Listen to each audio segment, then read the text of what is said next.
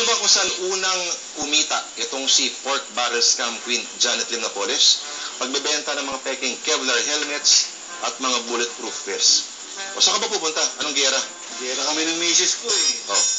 Ang suto ko ng ganito, Kevlar. Oh. Para ano, tinatalo ba yung plato to?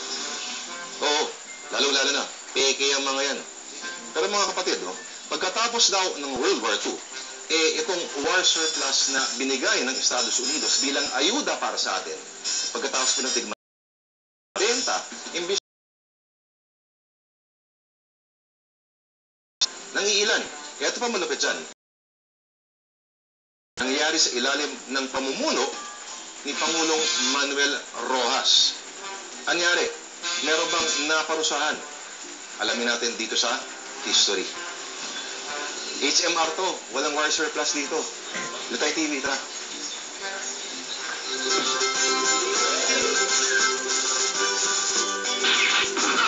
Anyari, alamin natin dito sa history. Chismis noon, kasaysayan ngayon.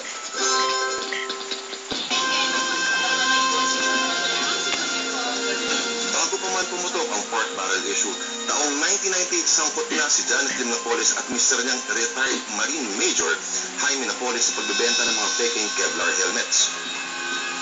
Hindi ko na maalala, sir. Okay. Small time pa lang noon si Ma'am Janet. Dahil halos 4 million pesos lang ang hakot niya sa pagdala ko ng mga Japigs. Imbes kasi ng mga helmet na gawa sa Amerika ang pinadala, mas mababang kalidad daw na Kevlar mula sa Taiwan. Ang ending, absuelto si Madam kaya lumevel up palalo ang racket. At ngayon ay 10 billion peso pork barrel queen na. Pero kasi lakas ng mga pasabog sa PDAF scandal ang mga bumagsak na bomba sa Pilipinas noong World War II.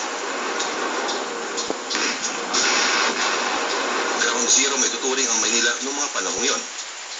Matinding hamon para sa bagong halal na Pangulong Manuel Rojas. Unang-una, no, ang inaharap ng administration at that time was one, kailangan reconstruction ng syudad, no, because ang estimate no ng tied in sa rehabilitation mission was at least 80% ng ng Manila pa lang yun was totally destroyed. This included the public power utilities, no, there was no water, and even the food situation was bad, no? After the Second World War, no, itinuturing tayo na probably second most damaged, no, country in the world, no, maybe next to Poland, no, in terms of damage. Talagang dapang-dapa ang Pilipinas noon, ano na ang kanyang ekonomiya. Halos yung infrastruktura, no, like roads, bridges, talagang wasak, no, pati yung mga industriya, mga government buildings. Siyempre, magkasamang dumaloy ang dugo ng mga Pinoy at Kano noong World War II laban sa mga Hapon. At pagkatapos ng digmaan, akay-akay pa rin ang Amerika, ang Pilipinas sa muling pagbangon. Iyang chismis doon, kaya naman nanalo raw sa pagpangulo itong si Manuel Rojas. Kasi mga backer niya, mga Kano. Ito pa, iyang BFF niya, walang iba, kundi si General Douglas MacArthur. Oh, yan mo!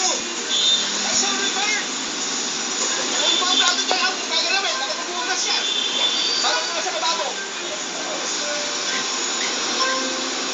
Kailangan rin natin isaalang-alang na si Manuel Rojas ay may backing ng mga pinakakapangyarihang mga tao ng mga panahon ito. Si General Douglas MacArthur ay kasama na dyan. Essentially, ang ginawa ni MacArthur pagkatapos ng digmaan, siya nagsabi, proclamation na si Manuel Rojas, hindi yan collaborator. So sa isang simpleng statement na ganyan, Bob, malinis itong si Manuel Rojas. MacArthur always followed Rojas's recommendations, no?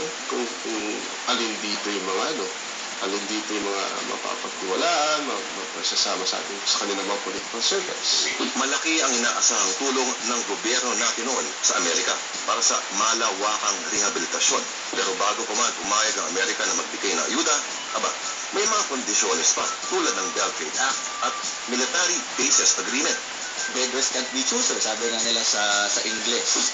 Na sa isang banda, oo. Kasi nga naman, nakatali yung pagbibigay ng pera, ng ayuda ng Estados Unidos sa pagpapasa ng isang general trade agreement. Kaya, ang nangyari, nagkaroon ng parang, they call it democratic blackmail. You don't sign the Beltway Act na hindi approve ng Philippine Congress.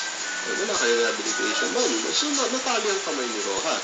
Ihayop naman pala itong mga walastik sa pagkaswitik. Siyempre, ang kwento nun, si Rojas, wala na ibang choice, kundi pumayag na pumasok sa isang kasunduan. Kasunduan, siyempre, na lugi tayo. Lugi talaga. Switik. Pero tingin ko, ano na rin siguro, kailangan naging mas nanindigan itong si Manuel Rojas na kami yung naging kakampi ninyo noong panahon ng digmaan. Tayo yung magkasamang lumalaban hanggang sa dulo, tayo yung magkakasama. Pero nasaan na yun? Ngayon na tapos na yung digmaan, napunta yung tulong ng Amerika ng halos walang kondisyon sa mga dati nitong kalaban. Germany, Japan, na, teka lang, kami kakampi ninyo, bakit kami yung bibigyan nyo po ng kondisyones para bigyan nyo kami ng tulong? Pero, ang tulong na binigay ng mga anong nangyari? Binulsa at pinagkakitaan lang daw ng maraming tao. Kasama na dyan ng mga politiko at mga nagne-negosyo. Nako, etong tanong ngayon, may kinalaman kaya rito si Pangulong Manuel Rojas. Abangan sa aming pagkakas.